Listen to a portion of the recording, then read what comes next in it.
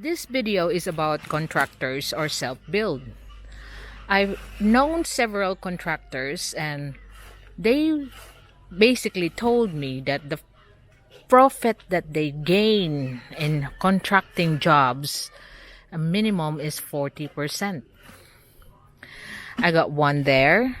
They have two big houses, holidays abroad all the time. And so that's what I've been trying to tell you, that I had experience myself hiring contractors, and 9 out of 10 corners are always cut off. I'm not saying that all contractors are bad, but I've noticed that a lot of expats are advising people to hire contractors. But personally, out of my own experience, and when I started building houses in the subdivision that I used to live, no, I'll rather self-build, because a lot of materials, inferior quality materials, has been used, and for the price that I'm paying, and of course, this is what they tell you, and sometimes it's not done, and you have paid the price for that one. One time, I had an big extension done on one of my house in that subdivision, and the contract price was 1.7 million. So he want me to give him the 700,000 before he start the job, so so-called buy the materials.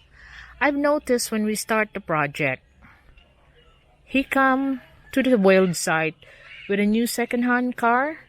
But before, when he used to just negotiate with me the build, how much it's gonna cost and what do I want, he only ride on a old motorbike. So when we start the project, he bought himself a new second-hand car. So now I could see, where did he get the money to buy that?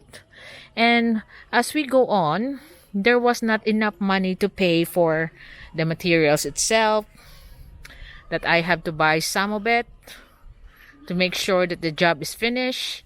And the worst thing is, I got employees asking me for their wages because the contractor has disappeared.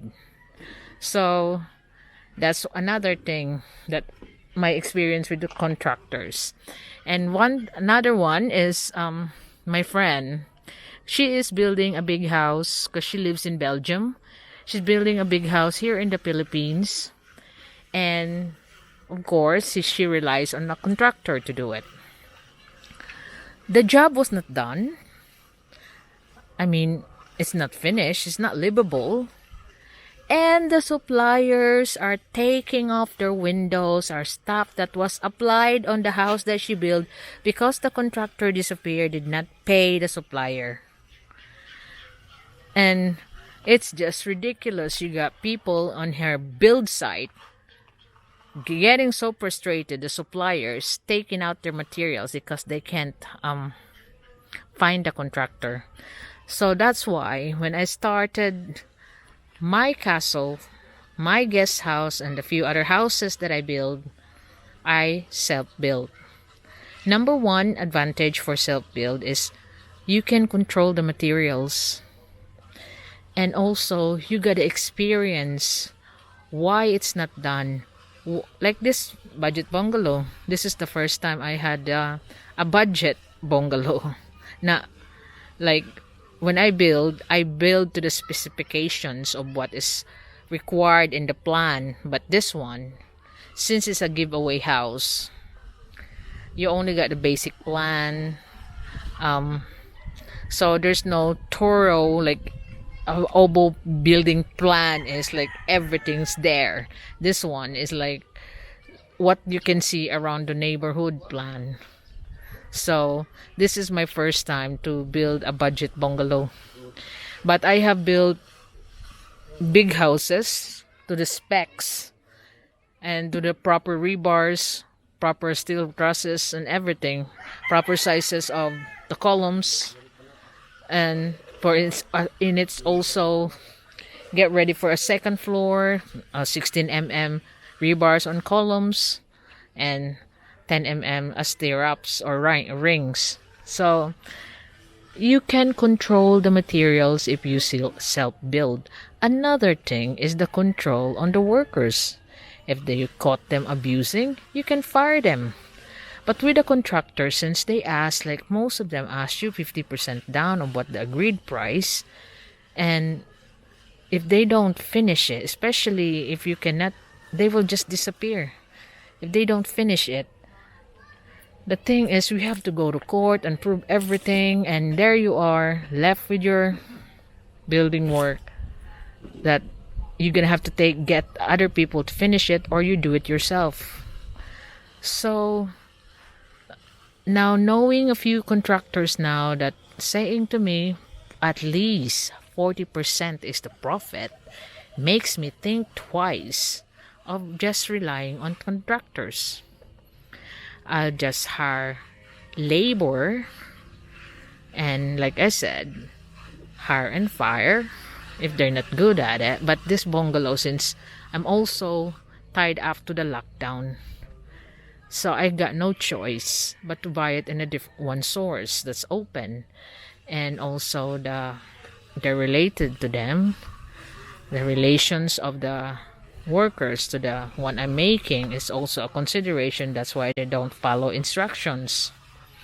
But when I go back to the proper specs build that I used to do, you will see it's gonna be a different attitude, because I will be more in control, because this one they're trying to please their relatives. There is no relatives they're gonna please next time. It's only me. So if they don't like the rule, they can go forth and multiply. But that's how it is with self-build. You can control the materials, you can control the workers, and also you will be familiarizing yourself with the build and who is not working towards your interests. Like was some horror story I heard about the workers just sleeping when she's not there, the stealing of materials. Of course you have that, but I have learned enough on that one that you don't put all your materials on the job site. It has to be inventoried and taken out when it's gonna be used and all that. That's why I got a big workshop, and I got a big space where I do my party to store all the materials if I buy them in bulk. And it is such a great learning process, and that is the advantage of self-build. But you need someone to trust to be on site, a project manager, and also like me, the project manager will be learning everything. Like me, I'll be measuring the thing myself. I won't rely on the workers, even though that's their career all their lives. But if nothing will stop you from checking everything as well. And like Anthony Foraker was, his attitude be like watching them like a hawk. Yes, that's the right attitude. But I don't want to be to the position that some of the bloggers is doing it themselves. No, why do I have to do that when I can hire people to do that? Just change the stuff. So that is my opinion on contractors or self-build. The advantage of some contractors is you don't have to worry about the building. You just live there when it's finished. But the thing is, you don't know what's been used. You don't know how strong is your house, because a lot of houses, when there is disasters like typhoons and earthquake, that's when the character shows that, oh, there's no beams on here, there's no lentils on this one. But the finish is really beautiful. Like when you receive your house after the contractor handed it to you, oh, everything's perfect. But when disaster comes, then you discover what materials has been used. But the convenient, the worry free, you just pay very good. If that is your thing, especially if you're not into the building, you don't have any experience about building, or you're not interested about building process, you just want to live there, that is also another thing that you can hire contractors. But you need to get the reputation of the contractor. See, here, what are the projects that he has done? If he has done any project that you can see, not just, or any word of mouth that recommending him, not his relatives, of course, other ones that they have done, he done work with, that will be a good one to get the reputation of the contractor. And for me personally, I would rather self-build. Like my castle, that was self-build. My guest house, that was self-build. And several houses, a few houses that I built, that was self-build. That I rent out, some I sold, that was self-build. So the next one will be my own house, not for giveaway. Might be selling it or renting it, but that is my view on building between contractors and self-build.